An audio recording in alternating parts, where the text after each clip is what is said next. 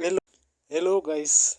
Thank you and welcome to this YouTube channel. And I hope that in wherever place you are watching the video from, you are doing very fine.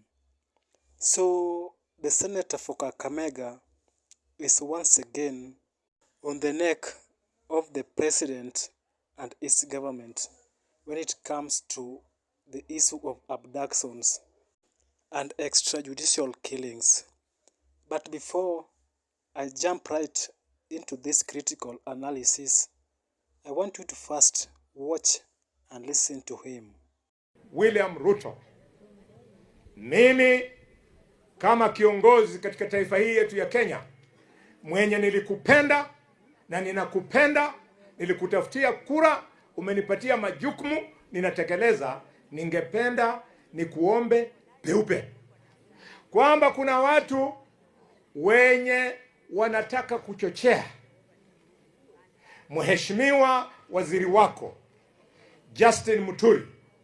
Mtoto yake alishikwa akapotea. Wewe kama mzazi, mtoto wako akishikwa mateka apotee, huwezi kuwa na furaha. Sasa Muturi amekasirika, anataka kujua ni nani alishika mtoto wake. Wengine wameanza kusema Muturi must resign, Muturi must be sacked. Shame on you. How do you sack a father kwa sababu he's concerned about abduction of his child? Ndio ningependa kumwambia President Ruto, usisikize wale ambao wanasema umwachishe Justin Muturi kazi kama waziri. Kitu ya maana yenye utafanya, ukubali kwamba ukiona watu wakiuliza maswali kuhusu abduction, sio kwamba wanasema serikali ndio inatenda hiyo. Wanasema wewe kama president, chukua jukumu kama president wetu uhakikishe maneno ya abduction ifanye nini? Ishi. That's all. I mean, even if I'm the president of Kenya tomorrow, you will expect me to stop abductions. Otherwise, mtakuwa mmenipigia kura ya nini? And therefore, I stand with the president to support him positively. Naona vijana wadogo, akina Kimani Ichung'wah, sijui nani, ndio wanaambia president ati mwaka petroli kwa moto, fukuza Justin Muturi. No, Muturi is speaking on behalf of millions of Kenyans wenye wanataka maneno ya abduction ikwishe. Now welcome back and let's proceed. From his statement, he is backing up the statements or the criticisms that the CS for Public Service, Justin Muturi, has been putting on the government when it comes to abduction matters. We will all remember that Linturi's son was abducted 7 months ago, and after somehow 6 months later, he came out to expose the government and also to give the public the episode on the steps he took in order to find his son alive.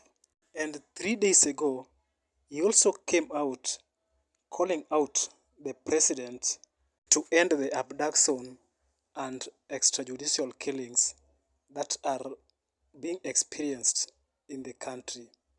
He also went further to call the president to form a panelist of inquiries to investigate these unlawful acts being laid upon innocent Kenyans. So let you watch before we proceed. First and foremost, I think this is Manda most for what has been described by Honorable Manzo is something quite gruesome. And I think it is only fair that at this point in time, the country should shelve all other business they have to discuss this matter of abductions and extrajudicial killings. when I called the press conference on the 12th of January, I ended by saying that this matter, if left unchecked, can plunge this country into chaos and anarchy, and called for calling upon you now to order an end to these abductions, which you promised, killings, extrajudicial killings, and an open inquiry to examine, inquire into how these things have been happening. We cannot make it normal. We know that these are very young lives that have been taken away. What do you think the parents of these young ones are feeling? Everybody must put themselves in the shoes of these parents and relatives who have been agonizing. Did they enjoy Christmas? They could not, when everybody else was enjoying their Christmas. Surely, this must be something that we must take to the next level, where we must involve in a commission of inquiry, which must include people from all sectors.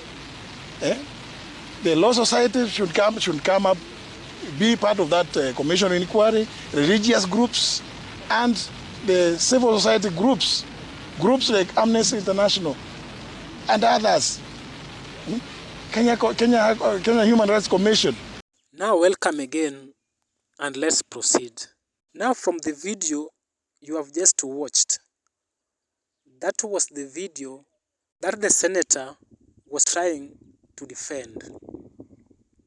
I know many people would say that Boni Khalwale and Cs Muturi are sabotaging the president.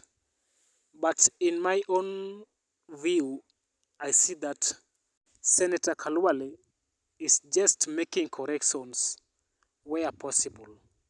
Because when it comes to issues of abductions, you can't defend the president or the government because we have seen young people who criticize this government being abducted and put into a communicado. So it is obvious that the government is behind these abductions and extrajudicial killings we are witnessing. And this is not only the first time that Boni Khalwale is putting the government and the president into account. When it comes to the issue of SAR, he also came out and told the president that SAR is never working for the people. So he has been coming out to expose the bad things in this government, despite him being the majority chief whip in the Senate. And so from what I have been seeing from the senator is that he is someone who is a true humanitarian. He cannot see the lives of many Kenyans being put into jeopardy and then goes ahead to police the government who is said to be behind the abductions and suffering that many Kenyans have been left with when their loved ones are abducted and also even killed through extrajudicial killings. And from his statements, he has not only lasted the president and even those who are around him, like Kimani Ichung'wah, who is so vocal in protecting this government and also the president, even in matters where it is not appropriate. So guys, let me end it there for now. But before I do so, if you feel like supporting the channel, please kindly take a second of your time to subscribe. Thanks for watching, and let's meet soon in our next video.